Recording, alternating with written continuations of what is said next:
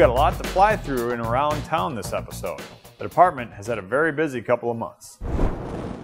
October was National Fire Prevention Month. To celebrate, Lakeville firefighters visited schools throughout town. Not only did they bring the fire truck, they also had students participate in some fire drills.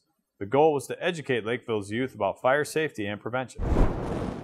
On October 17th, the manager of Lakeville's Buffalo Wild Wings called to report that their warmer oven was smoking. B-Dub's employees had moved the oven outside by the time fire personnel arrived. The electronic controls for the oven were still burning, so the fire crew extinguished the flames and checked for any hot spots around where the oven had started on fire. On October 21st, a Ford Escape collided with a semi-truck on County Road 70 near Granada Avenue. Crews had to extricate the driver from the vehicle. The driver was airlifted from the scene with serious injuries, but will survive.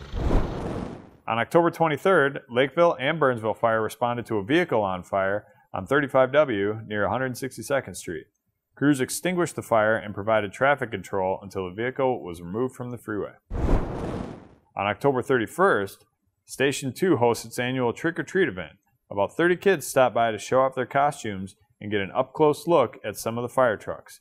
And of course, they walked away with some candy as well. On November 2nd, fire crews responded to a townhome fire on Foliage Court. A neighbor reported hearing smoke detectors sounding and seeing light smoke in her home. Lakeville and Apple Valley firefighters arrived on scene to find a kitchen fire in the attached neighbor's townhome. No one was at home at the time.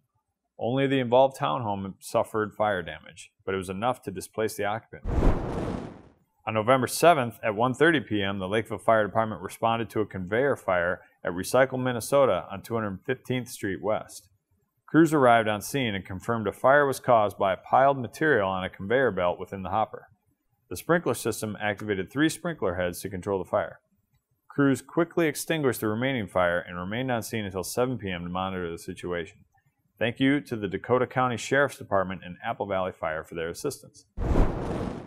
On November 11th, a neighbor on Diamante Path reported seeing smoke coming from the neighbor's deck and called 911. Lakeville crews arrived on scene to a small fire under the deck. Crews extinguished the fire but had to remove parts of the deck and posts to put out the fire. The fire was caused by an outdoor yard light. On November 13th, Station 1 responded to 280th Street in Iberia to a combine that had started on fire. Fortunately, the combine was unloading picked corn when the fire had started, and there were no injuries.